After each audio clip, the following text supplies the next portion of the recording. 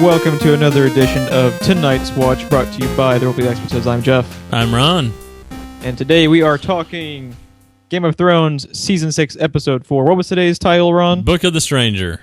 Sweet. So if you are just joining us, we basically give our very, very quick rundown, spoiler-free of the episode, and then jump right away into all of the spoilers of the episode. We give you fair warning. So just so you know that you are welcome to check us out for the spoiler-filled edition later on. So, Ron, what were your first thoughts on today's episode? Overall and spoiler-free, some pretty gripping stuff happened. But I mean, it's weird. It's kind of like a combination of the last two episodes together. We had one where shit happened, and we had another one that was, a lot of house cleaning. This one had a little bit of both. But I think they do a really, really good job on this show. Much better this season as far as pacing out shit happening with house cleaning like you were talking about. Yeah. Because, like, with last season, while I still really liked it, and then, it's still fucking Game of Thrones, but it wasn't as up to par as their other seasons for me. Because, like, it seemed like with last season, we went entire episodes of house cleaning. So I think they've actually done a really good job breaking it up. Like, yeah. With, like you were saying, like, with this episode, they'll send you out a plot line where shit's going down and then set up and then kind of alternate it. I think they've alternated the storylines better. Yeah, I agree. And I say housekeeping or house cleaning or whatever, but that doesn't mean the stuff's not interesting or not gripping. Still, I mean, everything in this show is interesting. But yeah, I think they've done a pretty good job of pacing as well. Yeah, I don't know. I don't know exactly what to say about this in spoiler free, just because there was some stuff. It's hard to talk about it. I will just say all of the setup from last season carried over has just been beautiful because I think the way the characters have converged has been fantastic. Yes. They've stuck people in situations where they're allowed to do more and interact with more people, and I think it has really helped the show. And we'll get into the specifics of that later on. But yeah, that's pretty much our overall thoughts for spoiler free. We had a quick shout out we wanted to give before we go to spoilers. And Ron, do you have the info on that one? Yeah, we got a comment on our last video, which was Oathbreaker, by Shelby Riggs. Appreciate the thesis. It was a good read. Don't you call out our fans. Our fans are awesome. Thank you, Shelby, for actually sending in the corrections. We appreciate it because Ron and I are obviously incompetent at this job. I don't know why we're the ones doing this after 2 weeks ago and last week. I mean, clearly we are not qualified. Well, what we're qualified to do is to, have a YouTube upload where the people who actually know what they're talking about, like Shelby and the previous can get heard, can actually be heard and then be found for the people, because that is all we're here for. They are way more qualified than we are. So yeah, I think you said it best last week, and you said she's forgotten more about Game of Thrones than we'll ever know, just with what she wrote. Yeah, definitely. Yeah, we really, really appreciate all of the corrections because it's a hard show to talk about on recording. Much shit because to talk about. There's so much shit to talk about, and everyone has such crazy ass names, and a lot of them sound very similar. So you can just have like a Freudian slip and fuck it up. Yeah. So, yeah. Thank you, Shelby, definitely, and to all the previous commenters. We appreciate any corrections. We want to make sure I joke about the length of her is correct. I joke about the length of her post, but I do appreciate you shouting out Shelby.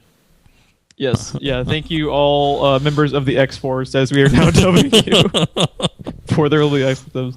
But yeah, with that, we are about to be going into full-on spoiler territory. Ron, cue us up. Warning. Warning. Spoilers. Warning. Spoilers, Will Robinson. Spoilers. Turn back now. Turn back now. I feel like I'm going into Silent Hill with that drop. Yeah. All right. So we start off the episode back at Castle Black, and it's pretty much fallout from Snow's watch being ended. He is talking with Ed. Ed in the last episode has basically been kind of deputized as the leader of the Night's Watch now. He literally had that dropped on him. he just kind of handed him his cloak and was like, "Here you go." So yeah. Yeah, and it's a job you don't fucking want because it didn't work out so well for the last guy. Right, or the one before. It's like, they just killed me. You're my best friend. Here you go. You want this job? And just so you know, my predecessor was killed, and a guy was drinking wine out of his skull. So yeah, yeah, cool. So enjoy the job. It's good times, great benefits. Even with all of the traitors executed, I wouldn't fucking want that job. Like, no, not at all. Because it's just literally the only person up there that wanted to be there was Snow. Yeah. They were all sentenced to do that shit. Yeah, I know. I don't. Ugh, I feel bad for Ed. Yeah, he's a good choice though. It's probably kind of He's about the only choice left. I'm sure they're all eventually going to be murdered by Game of Thrones zombies. So yeah, probably. You know, it's I hope they get good benefits on the Night's Watch. But then we transition from that basically to the reuniting of Jon Snow and Sansa, which was a really, really cool scene. Yes. Anytime something heartwarming happens on Game of Thrones, I full on expected Hard Home 2.0 zombies to just crash into the walls. Just fucking chaos. But, you know, we actually did have an honest to God, like, uplifting moment for this show, which was really, really nice. It's going to be set up for the moment that they both die, I'm sure. Just because. No kidding. Just because Game of Thrones. But for yeah, them to be torn apart by White Walkers. Yeah, exactly. Could you imagine White Walker Sansa? But anyways, no, it was a really cool scene with them sitting in front of the fire, and basically that scene shows you how much those two characters have grown up over the course of 6 seasons, dude. One of my notes was, you kind of forget because it has been a while, and she quickly started becoming a better, more likable character. But Sansa is incredibly likable now, especially compared to how she used to. Because you remember back in like season 1, she was a spoiled brat. They make a note of it in this episode. Basically, you know, Sansa was a bitch to even her family. Yeah, she was kind of a snot-nosed little brat, and you know, like there's a lot of points early on where she's even backing fucking Joffrey and shit like that. And then like the way that they've kind of turned her into a really likable character is a direction I've really, really liked where they've gone with it. It's amazing how many horrendous things have to happen to someone's family to turn a snot around into a likable person. And I really, really liked Kit Harington's line where he's talking to her, where he's basically like, I have to leave. She's like, where are we going? And then he says, if I don't watch over your father's ghost, will come back and murder me. Yeah, that was I really, really awesome. Liked that. Kit Harington, another really, really great episode for him. He had another quote that I really, really liked his delivery on, where he was basically like, so Snow is pretty much lost at this point. You know, yes. he's given his all to the Night's Watch. And it got him killed. They literally fucking murdered him. And they had a really, really great line that I liked, where she's basically saying, we have to go and take back Winterfell. It is our home. That is our duty. That's our responsibility. And he's like, I have fought every day since I left. I fought and I lost. Yeah. That was a really, really cool quote. Yeah, I like that. I also like how, we talk about Sansa, how she has basically become likable, and it's amazing how much these two characters have grown up. He is now wanting to just abstain from everything and wants to become, Farmer Rick like in Walking Dead, and just kind of tend to his own stuff and his own life, start a life, away from battle, because that's all he's done, like you said. Being murdered kind of blows, guys. I'm going to take a seat back. And then Sansa is now trying to become a warlord. And she's like, we have to go on the warpath and take back Winterfell. So, and she was a scared little child just in King's Landing before there was ever any fighting. And now she's saying we need to fight. I don't know. To me, it's just crazy the amount of development that has happened over the course of several seasons now.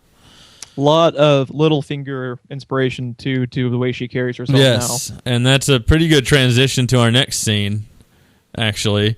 We check back in at the Knights of the Vale. Oh, actually, before we move on, for the first time in a long time. As I say, before we move on, did you have any more notes on Castle Black Part 1? Oh, I did make a note of how I liked Melisandre full on drinking the snow Kool-Aid, and then Davos calling her ass out on it. The snow Kool-Aid is so creepy after seeing what she actually looks like without that necklace, dude. That is so creepy. So I really, really liked his line to her, basically, where he said, "Forgive me, my lady. I thought that was Stannis." You know, she's talking about how Snow's the prince, and then just like the look on her face, where go to hell, Davos. her being able to resurrect Snow did give her meaning now, but it does make her look like a complete dipshit for all that Stannis talk. Yeah. How did you like the? How did you like the line that I am blanking on her name, Brienne of Tarth, when she was talking about when she killed Stannis? The look on both their faces. One of my actual notes I put down was Brienne is fucking scary, dude. Like she is literally a fucking foot taller than everybody. And I like how she walks up to have that casual conversation. If you notice, she's wielding her sword outside of its sheath. Yeah.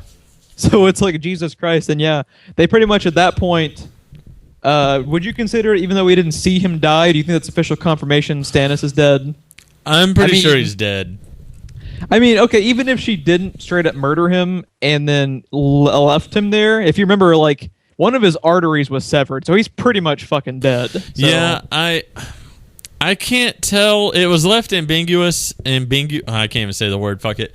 It was left open ended last time because I couldn't tell if there was something else they wanted to do. Then they decided to close that loop. I don't know, because that's got to be one of the very few deaths, if not the only death, that they did not straight up show you and show you brutally. I mean, do you think it's almost like a character thing where, she kind of... Okay, first of all, she kind of has to, because that has been her mission, was to avenge Renly. Yeah. But then he has such, like, he's not begging. He wasn't an asshole about it. He was basically just kind of owning up to all the awful things he did. So maybe her killing him off screen is kind of like more of a comeuppance on him as a character, him coming back around to, yeah, he was a complete asshole, but he wasn't a scumbag in the end. You get what I'm saying? Yeah, like he kind of came around at the end.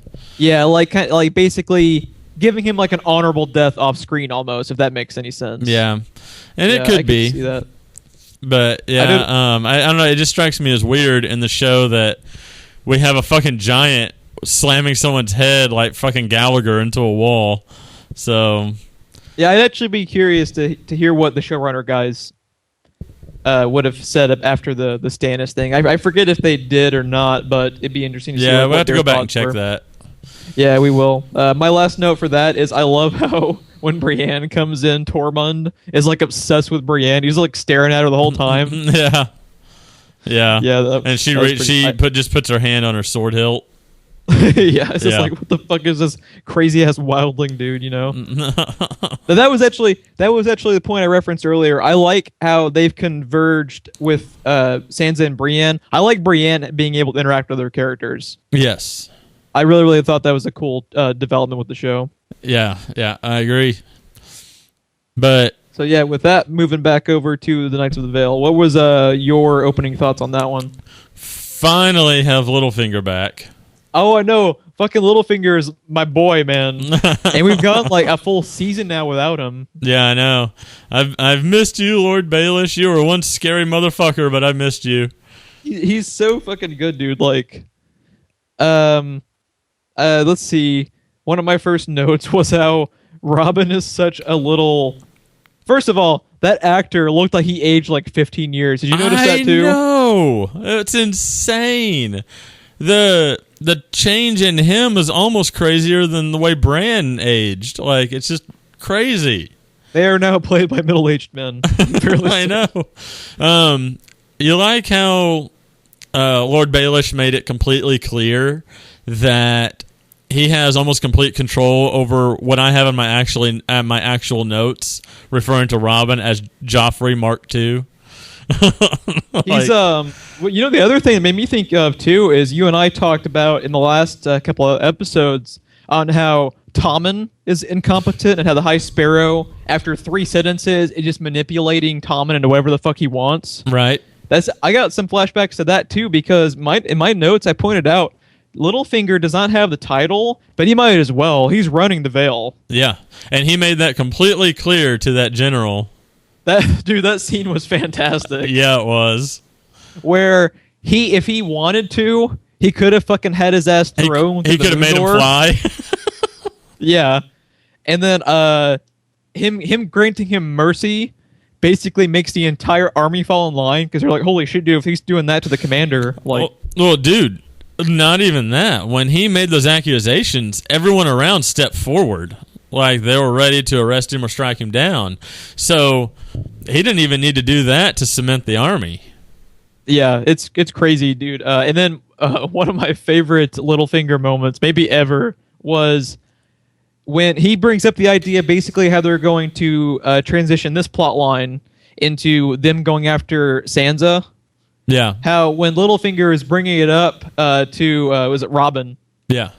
He's basically, he has that kind of annoyed look on his face where he wants him to finish his own thought, where he's saying, you know, like, Robin says, she's my cousin, and then he's got that like look like, I don't really give a shit though. And then Littlefinger pauses, and he's just like, "Come on, yeah, come on." Yeah, because he needs him to say it, because he's the one in charge. He is so good about making everyone else around him think their ideas are actually their own, when it was actually him the whole time. Right. That was kind of like his. And that's my favorite kind of villain. That's my favorite kind of villain in anything, in anime, movies, or TV shows. They're the most dangerous, you know, because there's never any evidence that it's them. They make everyone else do it for them. And it's pretty cool. Like him, Littlefinger, and Varys are so similar, yet Littlefinger is so much more dangerous in the fact that he actually has an agenda that he's carrying out. Yes. Like Varys is, you know, just as good, if not better, than Littlefinger at manipulation, but Varys doesn't really have an agenda, you know, like an outward personal selfish agenda, and Littlefinger totally does. The only agenda he has, what was it, season 1, season 2, the good of the realm is Lord Varys' agenda. That's what got Eddard Stark killed. And basically. Littlefinger is all about the good of Littlefinger. Yep. So, yeah, what a fucking fascinating character, though. Every line with Baelish is gripping to me. Yeah, so they're basically saying Sansa. Now I forget. In this episode, did they know that Sansa's escaped, or did they just get word that Sansa was still trapped with Bolton? Baelish made a point that she has escaped, and he believes she's heading towards Castle Black because that's where her brother is. Lord Commander. So his thinking was Bolton's army is so severe that she's not safe at Castle Black, so they need to go get her. Yes. So, by the way, Knights of the Vale is an incredibly badass title. Yes, it is. It really is. It really is. Yeah. So later we're gonna see how that's a very important point, that the Knights of the Vale are gonna come for Sansa, because we circle back to that next time we visit Castle Black. Did you have any more notes on the Knights of the Vale? Or are you ready to move on to Marine? Then we need more Littlefinger in the show. Yes. And dude, I am all stoked for what I have literally written down as Little Warlord Finger, because I want to see some combat with Baelish, you know, at the helm. Because whether it's Robin or not, he's clearly at the helm. I can't wait, dude. I can't wait. I know. Yeah, from there, we transition over to Tyrion and Grey Worm and Missandei. And, man, I really, really like how they have given Grey Worm more to do. Yes. Because that actor has great delivery as that character. Oh, I know. And his facial expressions, too. I know. He's one of them. He's one of them, like you and I bring up all the time. It's amazing how much he can say without saying anything. And when they were in that meeting with the slavers, like him and Missandei's expressions, like said it all the entire time. So the gist of this plot line is Khaleesi has tried to fuck over all of these slaver countries with an iron fist, and then Tyrion's whole thing is, yeah, you guys tried that, and it kind of backfired miserably. Yeah. Like, if not for a dragon, they would all be goddamn dead right now. And I don't think they fully understand that. Right. Now, they make a good point in that one of the best lines of the episode was Missandei talking to Tyrion and like, oh, wait, how many days was it you were a slave? She emphasized the word days also. She actually, for a second, got Tyrion to shut the fuck up, and that doesn't happen very often. It does not happen often at all. And then she had that line of after he said enough to know or whatever, and she said, but not enough to understand. So good. Yeah. I also like Grey Worm's lines there too, where he was like, "I don't make friends with the Queen's enemies. I kill the Queen's enemies." Yes. It's like it's badass yet also hilarious at the same time. Yeah. So yeah, their whole thing is, you know, like Tyrion is like, okay, Grey Worm and Missandei have a point in that you can't trust these slavers. They're absolutely right. They're complete horrible people and assholes. But that's what makes the scene so great, is because Tyrion is also absolutely right. Yeah. You know?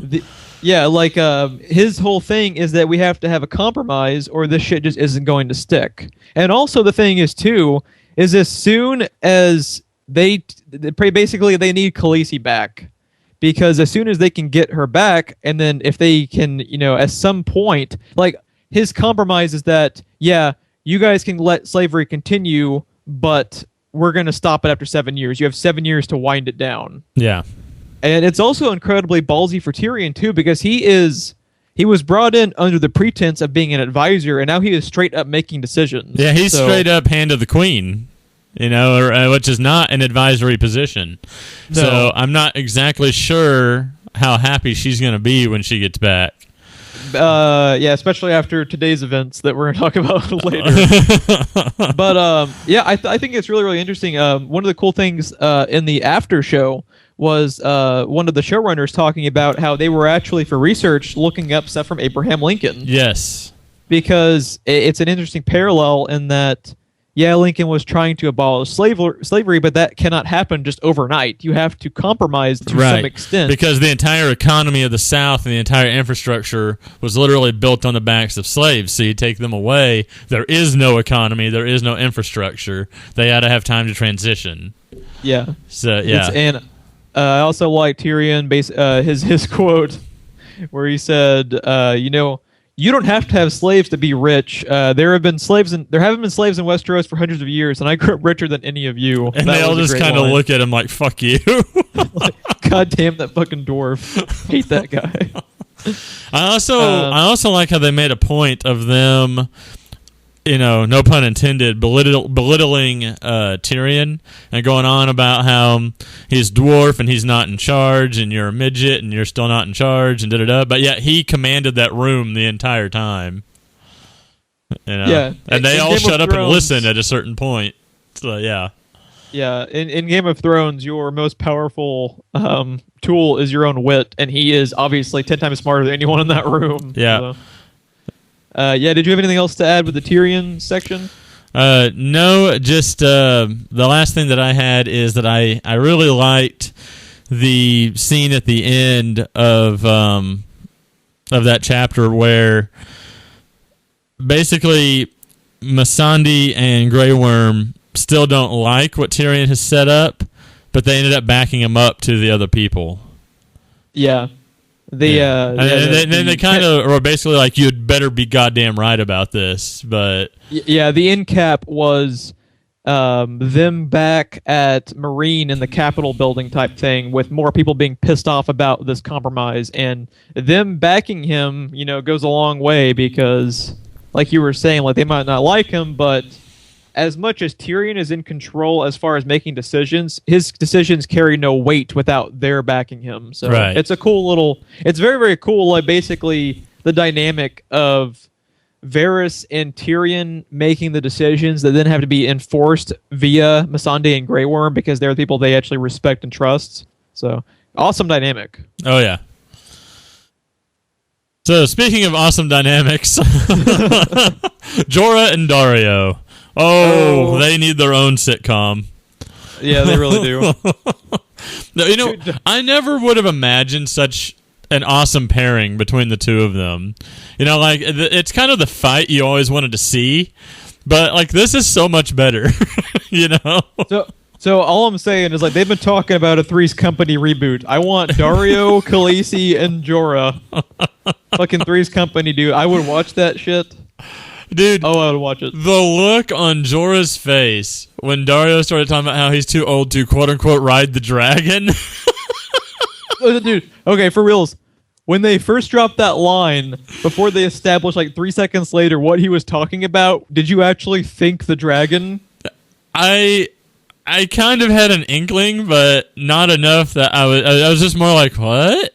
I know, I had the same reaction too. What an awesome euphemism, dude. Because fucking Dario, for really no reason, being an asshole in that whole sequence. I know, like he had been kind of pushing Jorah's buttons in the previous episodes, but he was straight up dickish in this. I guess like the pretense to that is obviously okay. We haven't checked back in with those two. If I'm not remembering incorrect, was it since the first episode of the season? Was that the last time we saw them? Maybe the second. It's been a little bit though. I don't think we saw them last week, but I don't think it's been since the first episode. I think it's been since the second. I'm not 100% though. So I guess the pretense is they have been traveling together for about a couple of weeks at least. So they just hate each other's guts at this point. Like they just don't like each other. But I did like how Dario was talking about. It's like, no, I don't want to fight you because then I'm the shit that killed an old man, and then if I lose, I'm the shit that got killed by an old man. yeah, that was great, and I like how they establish that Dario and Jorah are not going to be able to take her by force, so they're leaving their weapons down. I really like and to see here's an important thing I wanted to point out about that too. As much as they do not like each other, and with all the shit that Dario gives Jorah all the time, he basically just almost straight up said, okay, when Jorah suggested that. So, I mean, that's not exactly how it went down, but that still shows that he commands a lot of Dario's respect. Yeah, you're going to go into 100,000 strong, and you're just going to be like, we need to leave our weapons. Okay. Although that scene was great though when he's like he's about to hand him back the knife and he just can't fucking do it. And then he kisses the knife and he's just like, I'm Did you see where he kissed the knife? And then that's the moment that they establish that Dario knows. He sees the grayscale on Jorah's arm. They have this great exchange where he says he's asking, he's like, what happens? And then Jorah's response was just strictly, I know what happens. Yeah. Great acting. They have to. Jorah has to go out like a complete badass. I know. He has to do something. If he goes out at all, because there is a way to pause it. Remember? There is. Because Stannis' daughter. He took all of Stannis' resources to do it. So I think Jorah is probably going to be dead by the end of the season. And I swear to God, if they don't give him an epic exit after he's been such a cool character, I will be upset. Yeah, he's been one of probably my top 3 or 4 characters since the beginning. I've always loved Jorah. Yeah, he's to me in that group with Bronn, Varys, and Littlefinger of like the absolute coolest of the sub-supporting characters. Yeah. Yeah, Tyrion Sellsword. That's Bronn, right? I had to get his name right. Okay, let's double check it. Which we haven't checked in on him in a while. No, I think the last time we saw, he came back with Jaime. I think that was the last time we saw him. But so they continue on where they transition from there to nighttime when they're trying to go in after Khaleesi rides. And then Dario had that line about how he wished he had been born Dothraki after he saw them having sex in the streets. that cracked me up. But they break out into a little action scene, and my fucking note, dude, is the sound effects in Game of Thrones give me goddamn nightmares. Yes. The snapping of that neck, that knee to the face, and that fucking boulder, dude. Yeah. Like, it makes me cringe every time. I just can't. It's like, I had to say, though, I have not laughed so hard. I've not laughed this hard at all in this entire show, except when Jorah had that epic moment of throwing the dirt and the guy sidestepping it and look at him like, really? I put that as my very next note.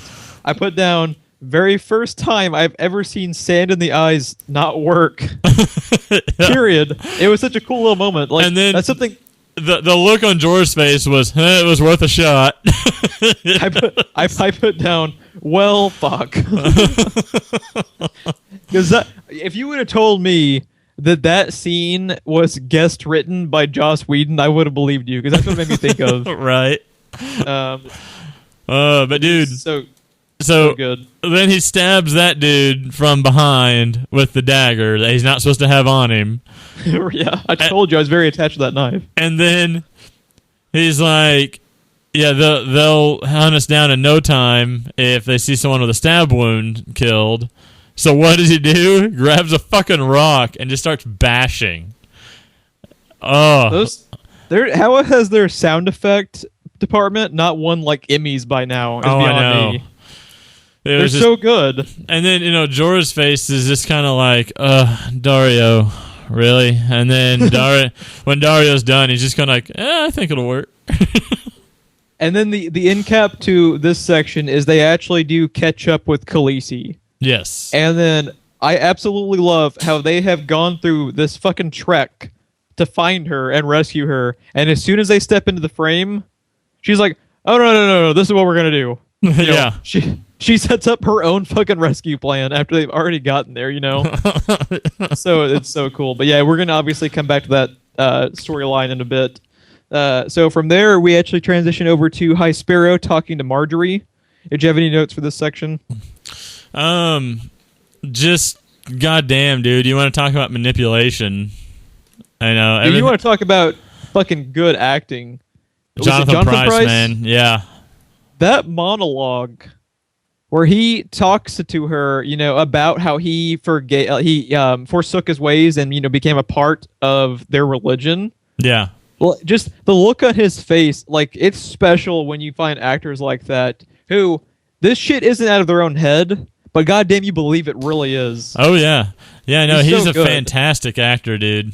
You really need to see Tomorrow Never Dies because he's great as a villain, as you can see. I think I have. It's just I was so little, I've totally forgotten all of it. But yeah, I definitely do. I love him. He's one of the best additions to the show for the last couple of years has been him. When he's sitting there talking and he's not even looking at it, he's just kind of staring at the floor like he's actually having this recollection. Yes, yeah. And then his demeanor and everything changes when his eyes shift to her. Like, it's just crazy. I was like, that was just a goddamn memory, and I was like enthralled, like it was the fucking wildlings attacking the Night's Watch. Yeah. Like, he's so good.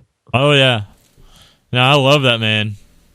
Yeah. So yeah, did you have anything else to add about her manipulation while they were talking? No. I really liked that scene with Marjorie and Iron Fist in the cell. Shit you not. My next note was Iron Fist is not doing so hot. This is the Iron Fist backstory. Netflix is going to transition straight from this. But yeah, I really liked their whole dialogue back and forth, and Game of Thrones has always been really good about setting up strong female characters. And oh man, obviously of the two in that room, she was the strong female character. So. Yeah, I like how he's just fucking broken, and then he's completely like, no. broken, and she's like, no. Basically, it just says you can't let them win. Yeah. I love that exchange where she's basically, and he's just like, I think he literally says like, just let them win. She's like, no, we will not let them win. Yeah. Like, fuck yeah. I pretty much like, you talk about other strong female leads too. Marjorie's grandmother. Oh, I fucking love her. She's so awesome. She's a villain in Torchwood too. Oh, is she? She is. So you made me want to watch Torchwood now. She's fucking fantastic. She's so good. Yeah, let's talk about does she have a title? Her grandmother? I always just call her like Lady Tyrell, right? Yeah, she does. And they said it either last season or the season before when they first started bringing her in. But I don't remember what it was. But basically, she's over the whole Tyrell clan, like the whole Tyrell family. I'm sure a member of the X-Force will pitch in We'll with the actual let us title. know. Yeah. Yeah. So let's see. Yeah. With that. Oh no, there was something I did want to mention before we go over to the small council meeting. Is they actually transitioned from there to Tommen having a meeting with Pycelle. Yes. The Maester dude. And then, dude, when he walks out of that room... And it takes him like 10 minutes. I loved that. he gives Cersei this, like, go-to-hell look, which was, like, so un-Pycelle. Like, it's very Pycelle, actually. If you remember, a lot of his being kind of like a concerned... Samaritan like, and a lot of his demeanor and everything is all fake. They revealed that in one episode several seasons ago. So no, it's very Pycelle like, actually. It is not very Pycelle like of late with that mountain scene though. You know what I'm talking about? Dude, I still laughing at that fart sound effect. I know, only fucking Game of Thrones can pull off a fart joke in the year 2016. But yeah, this was my next note. I think a big problem the Lannisters have had, and it just goes to show how great the performance was and how great the character was. But like, they have Zombie Mountain pretty much behind them at every turn, literally standing behind them. But the Lannisters do not command the same respect as they did when Tywin was in control. Right. Tywin literally terrified everyone. And whatever Tywin said, Tywin got, it went exactly the way he wanted. They were basically more afraid of Tywin than Zombie Mountain, I think. Because Zombie Mountain will crush your head into a wall, but Tywin will bulldoze your house and crush your entire family, and your entire lineage is just gone. Yeah. Well, remove your name from the history books, literally. He could do that. Yeah. So, yeah. I thought that was pretty cool. It's like, it's subtext, but it is cool just how prominent Tywin was in that show. Yeah. He was a force. He was a force of nature, even more so than the literal fucking zombie in the room, Yeah. It's just, it's very, very cool. Dude, how worthless is Tommen? He's just a fucking word out of his mouth after they have paraded his mother through the streets and they have his wife imprisoned. He is like, we can't really mess with them, for the sake of Marjorie. It's like, dude. I've got a feeling that at some point he's just going to snap and he's going to be the one in command. I have a feeling that's how they're setting it up. Like he's going to get a point of reach a point where he's tired of everyone being in his ear all the time. Because you can kind of see it kind of already starting, because he had Pycelle in his ear. And then his mom walked in, and he's just kind of like, "Ugh!" And then this bitch again. Yeah, like you can just kind of see it already kind of building. I feel like he's going to reach a point where he just snaps and takes control. Like, no, I'm the motherfucking king. What do you think? Like, he has to do something like intense, basically, to kind of actually garner anyone's respect. Like, at this point, he would have to be the person who like stabs the High Sparrow personally. Mm-hmm. In order to like have a moment where people actually respect him. Yeah. I don't know what it's going to be, but I have a feeling it could be glorious being Game of Thrones. I'm hoping so. Otherwise, it's just like it's just frustrating. And I could be completely wrong, but it's just, not having read the books or anything, but the way that I see the way that actor acts every time someone starts talking in his ear again, he knows what they're doing. It's just right now he doesn't have the spine to do anything about it yet. Yeah. I don't know. I'm hoping they do something with that because, man, he's just getting bulldozed by everyone. The complete opposite of Joffrey. Yeah. I think that was the point. Yeah. And then with that, they start establishing that Cersei and Jaime are teaming up with the Tyrells to go after this High Sparrow, which is going to be a fucking amazing plot line. Yes, it is. Do you think things are going to go according to plan? Of course not. This is Game of Thrones. So, especially with how awesome High Sparrow is and how much he has just kind of dominated in the last few months there. Like, he's a king in his own right. I think he is going to somehow be privy to their plan, and it's not going to go the way they want it to. Yeah.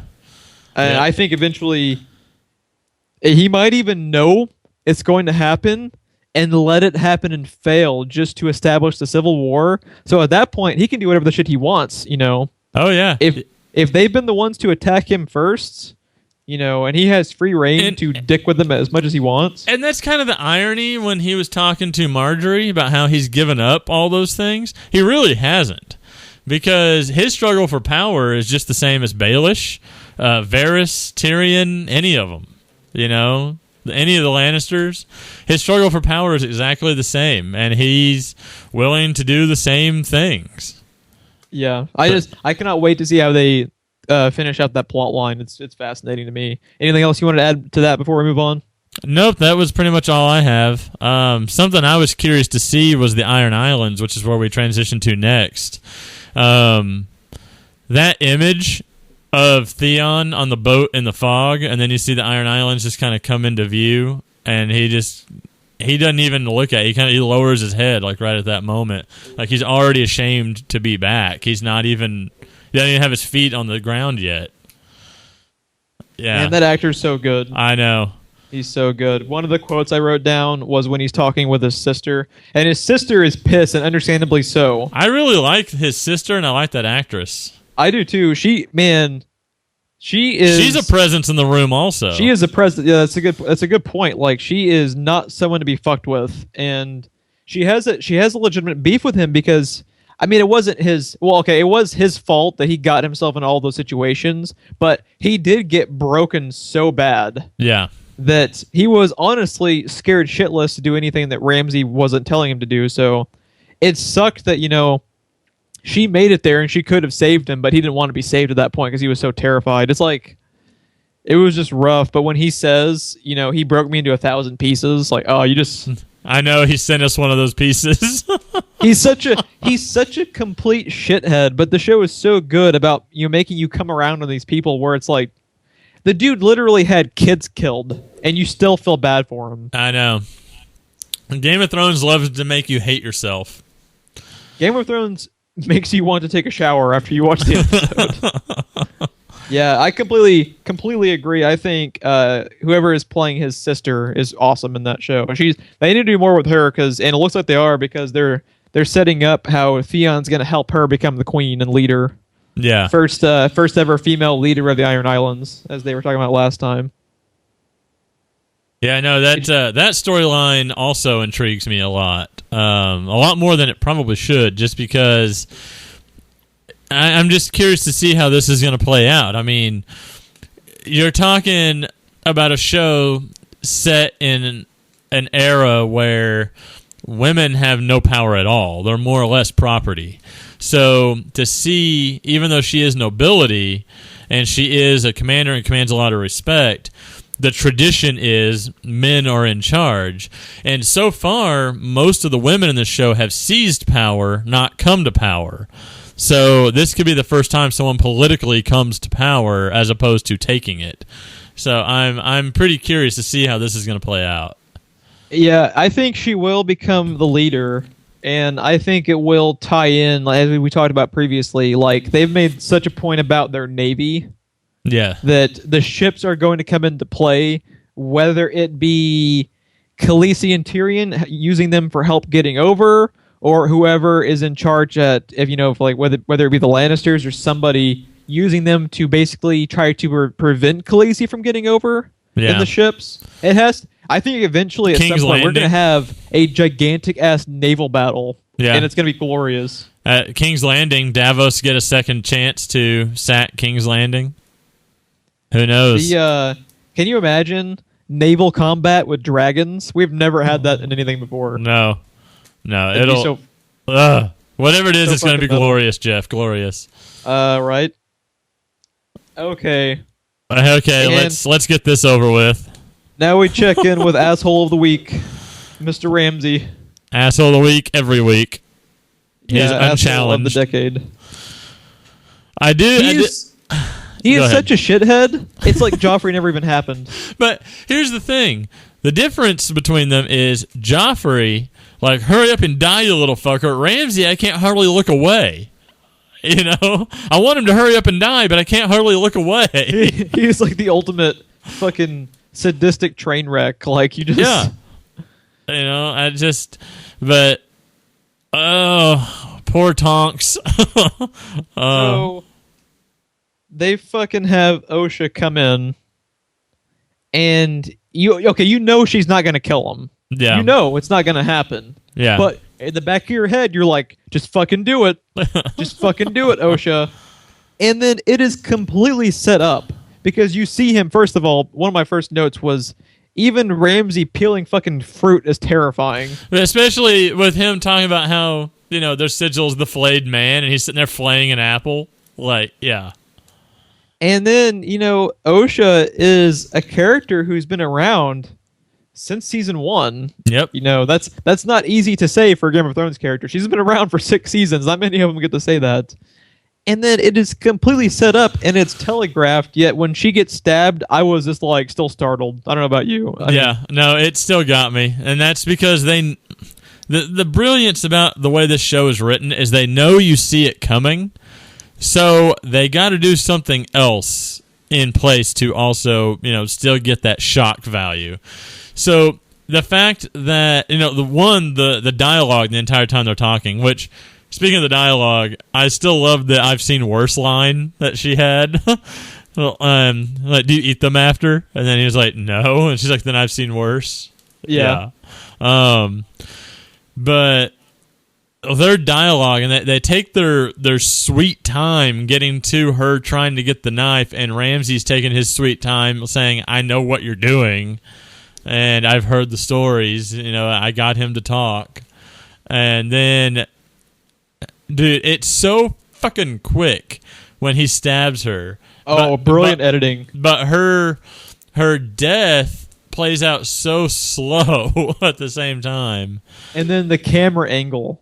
Oh, she is like front and center in the camera. Oh, and no, in the stab background. wound is front and center in the camera. Yeah. And then the background is just him watching. And then he cleans the knife and uses it to eat the fucking apple. Like it was no big deal. Fucking Ramsey, dude. It is literally like Joffrey was never even a thing. I know.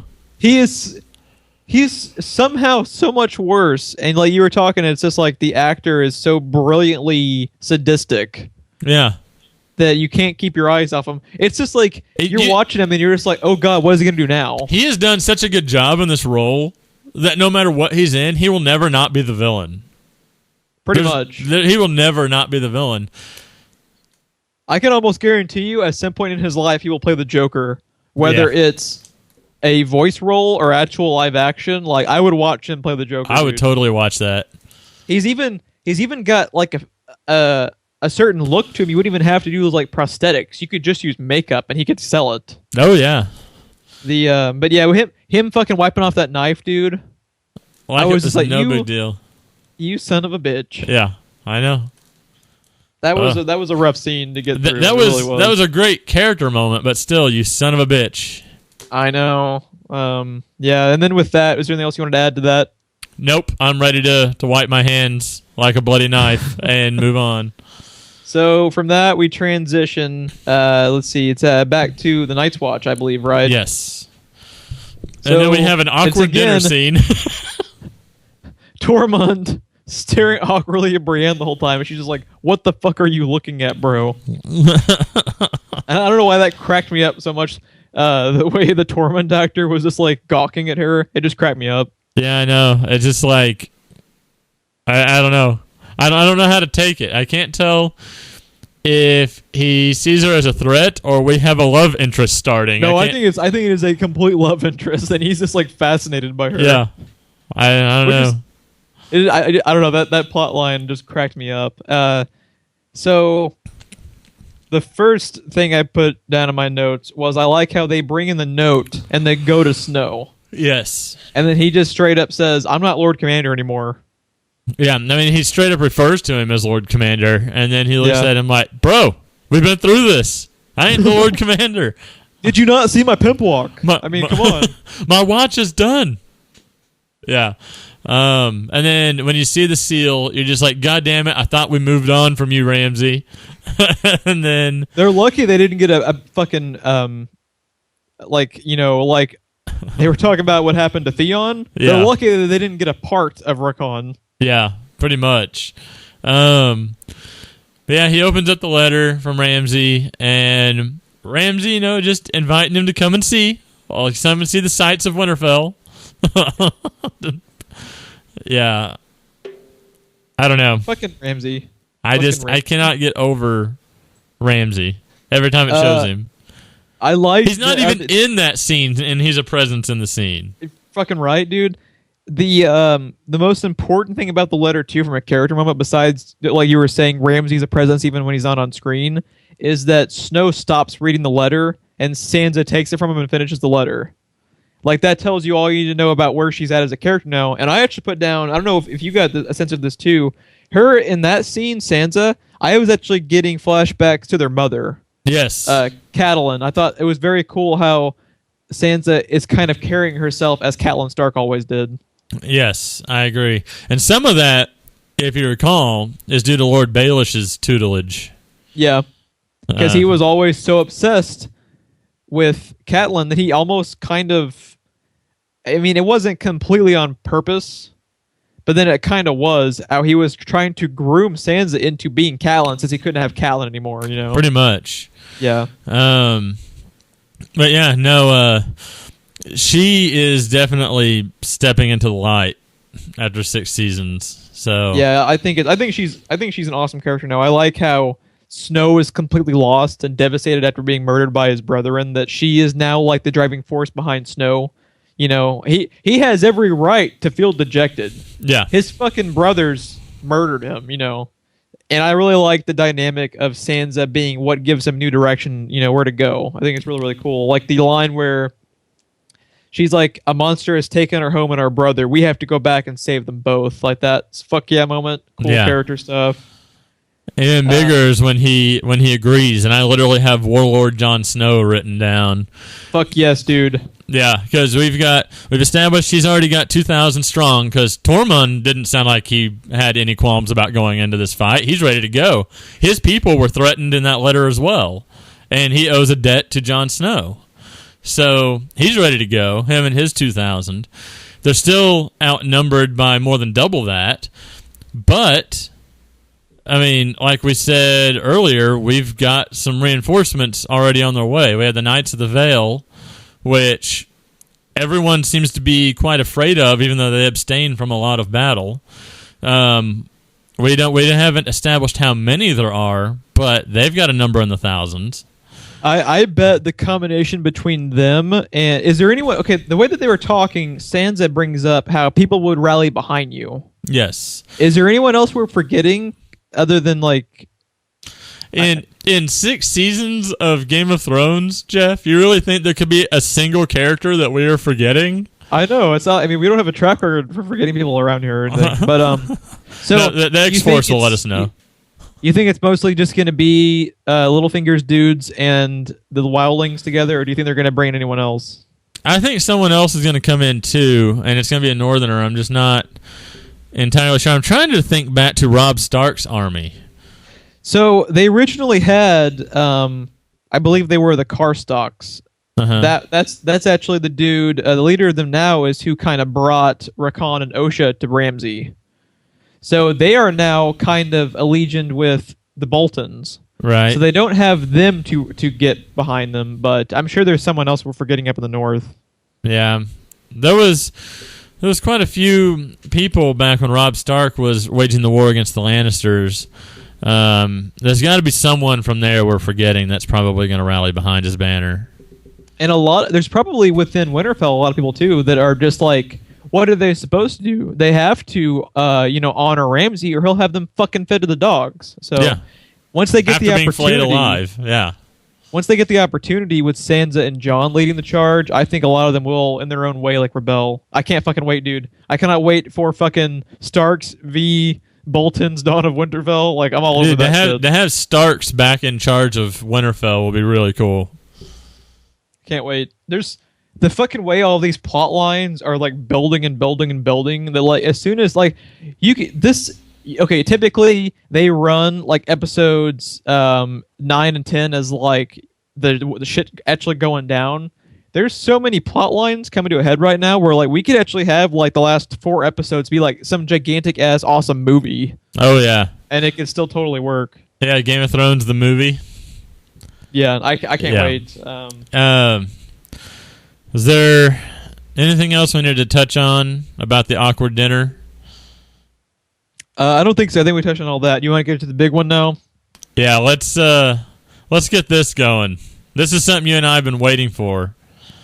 And I fucking called it, and it fucking happened, and there it is. So we have all of the leaders of the Dothraki, all in the same place, Pearl Harbor style. And they march Khaleesi in, trying to decide her fate. And her demeanor, the entire scene, dude. I mean, even when she's just standing there letting them talk, you get the sense that she's in charge of this room right now. She has the biggest shit-eating grin I think I've ever seen in my life. I know. I put note, too. She has boss delivery even in the other language. Yeah. Yeah, and that cannot be easy. No, I don't know how. And you know them. They're actually being consistent within the language. Yeah. So they're actually having to learn these lines. And for her to still be able to do that, I don't know how the hell. I couldn't act in English. I don't know how the hell they act outside of a fucking made-up language.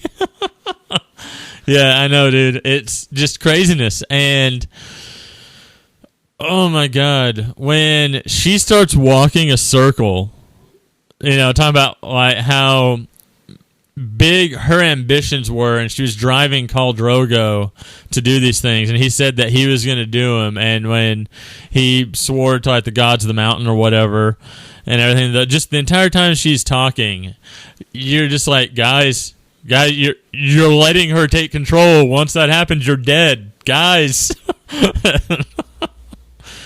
Yeah. Let's just say, like, old Khaleesi is fucking back. Like, yeah. Finally. I've made it known recently that my favorite character at the moment is Snow. But until it was Snow, it was always Khaleesi. Right. Because she was, and then, like we talked about it before, like, it's still interesting what they've done with her, but as a character, she became kind of stagnant with the Marine stuff. So, like, for this right now, that was straight up fucking season 3 Khaleesi. I think just based on the stuff at the end of the episode, talking to the writers, that was almost intentional, because it's almost like she doesn't know what to do. Like, she's more at home in these type of perilous situations than she is sitting on the throne making political decisions. Like, this is more her speed. So, her and Tyrion in combination, no one is more worthy of actually ruling than them. Right. Because every single situation they have covered between the two of them. Dude, when she talks about how, like, they're gonna die, and I actually wrote on the line. It's one of the most fucking metal lines I've ever had in the show. It is, "You're not going to serve, you're going to die." Yeah. It's like, holy shit, dude. And then she grabs the thing that is piping hot, but she's the unburnt, and she pushes it over, and you're just like, holy shit, and you just see all that hot flaming oil go everywhere. And then she just keeps pushing the things over until they're at the doors banging, trying to get out. And the look on his face when he sees her go over to that final lamp, and the look on her face as she pushes it over. Like, Jesus, tap dancing Christ. What was also really fucking cool, and when I was talking about, I believe it was season 3, I could be wrong, but the scene in one of the previous seasons where they revealed that she has known the language the slavers have been speaking the whole time, and then she sacks the fucking city with the dragons. Yes. They play the same music cues. I was going to say, dude, the music in that entire scene was just like, fuck me. Like, everything about that scene. Because I don't even have words. That's one of my favorite scenes they've ever done, was when she sacks a city like that. So for them to use those same fucking music cues, I was geeking out as a Game of Thrones fan, like hardcore. Yeah. See, so her in the fire was brilliant too, because they've just done that, which were callbacks to not only her sacking the city, but also, if you remember the scene where she uses the dragons to burn that the magician type dude. You remember that? Yes. So they've already had kind of callbacks to that, how she's manipulating fire, in her favor.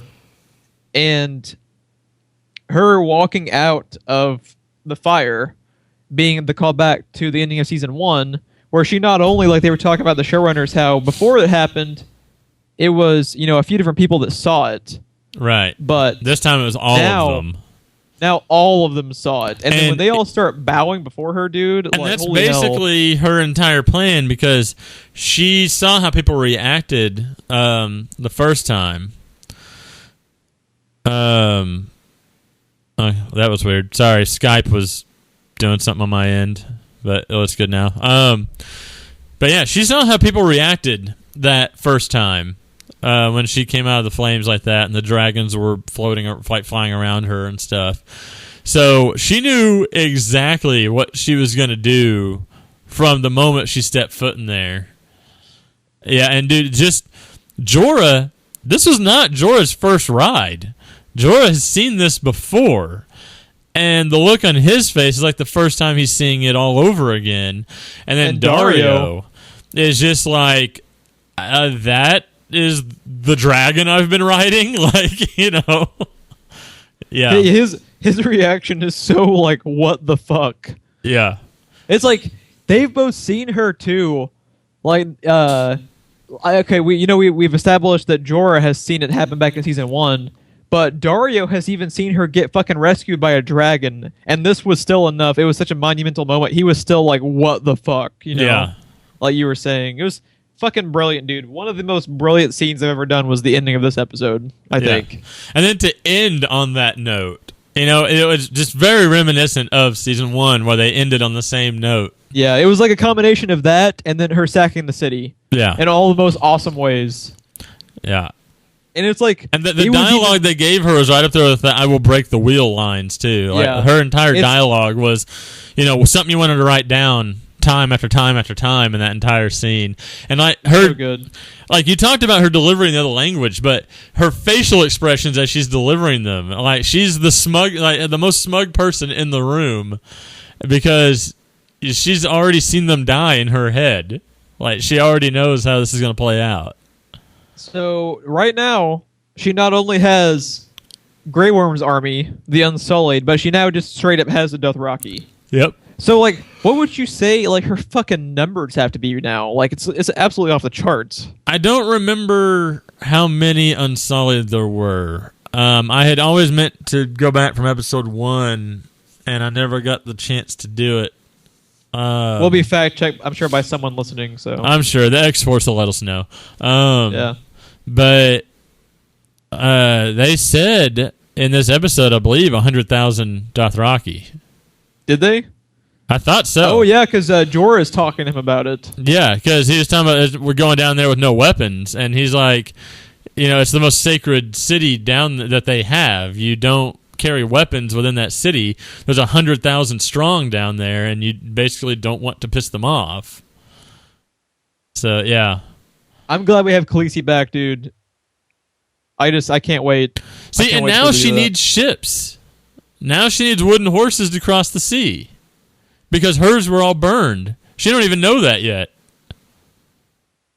I wonder, too, like, another thing, too, that gives her a connection. Like, let's say Theon and his sister are able to take over the Iron Islands, and then she's the queen. I don't know if they call them the queen, whoever is leading the Iron Islands. But if Theon's sister is the leader of the Iron Islands, that also gives her, kind of a foot in the door to getting their help with the ships, because she kind of she's another strong female in power. She would probably gravitate towards Khaleesi. Yeah, so it's true. This show, the last couple seasons of the show, once all of this shit comes to a head, are going to basically ruin every other television show for us for the rest of time. Like, I don't think anything else will ever come close. I don't think so either.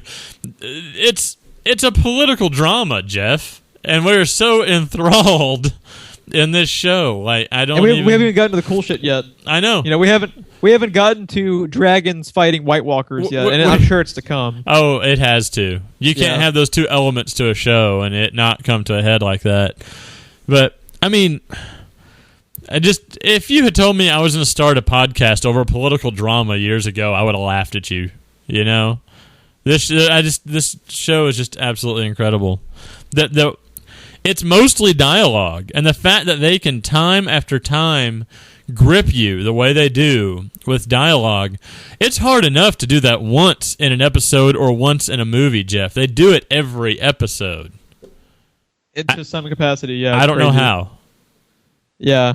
You're the writer between us. How hard would that be? Biggest quotation marks ever. Yeah.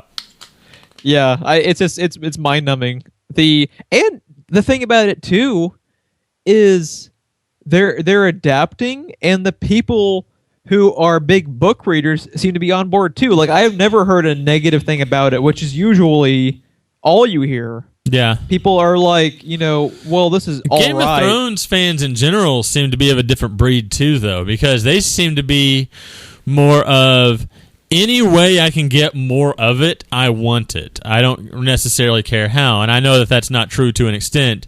But, it's like the TV show isn't enough, so people go grab the books. And the books aren't enough, so they're gravitating to the TV show. And it's just, they want more anywhere they can get it. It's like a feeding frenzy is the impression that I get.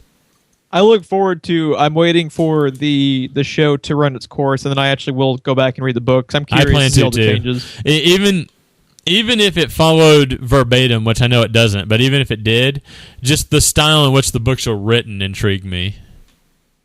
Yeah. And like, it's been established too, like, how it's different. Like, there are a lot of people who are dead in the show who are still kicking in the books and vice versa, so it's a completely different experience. Yeah. So I can't wait. But was there any other notes you had you wanted to touch on that we missed before we sign out for the day? Nope, that covered everything I had written down. Fucking Game of Thrones, man. They've been crushing it. Oh, God, they have. Fucking crushing it. Ron and I also do yearly best of, like, top 5 lists for movies and TV. So it's going to be fucking... They're going to have to... There's no point in the TV list after this season of Game of Thrones. I was about to say, like... They are going to have to drop the ball in, like, fucking Arrow level catastrophe for me to not have this be number one. Arrow slam. Any opportunity. I can't miss an opportunity to make fun of that god awful piece of shit that is Arrow. Now I've just lost, like, the last couple of fans we had who happen to also be Arrow fans. Like your friend that was no Laurel, no Arrow. Oh, yeah, no kidding. But yeah, this has been Season 6, Episode 4 recap to Game of Thrones. So if you would like to check out more of our content, please make sure you like and subscribe. That gets you all of our Let's Plays, commentaries, podcasts. We do all sorts of mediocre things around here. So become a member of the X-Force. We are growing strong by the dozen. The single dozen. Yeah. So, this comes out every Sunday night. Check back in next week for our next week's episode. We would also really, really appreciate it if you're interested in checking out our social media links for Facebook and Twitter. They are in the description below. And also, if you happen to know anyone else, friends or family-wise, you think might also enjoy it, we would really, really appreciate the share. And for this night, all the nights to come, I am Geoff. And I am Ron, and now this watch has ended.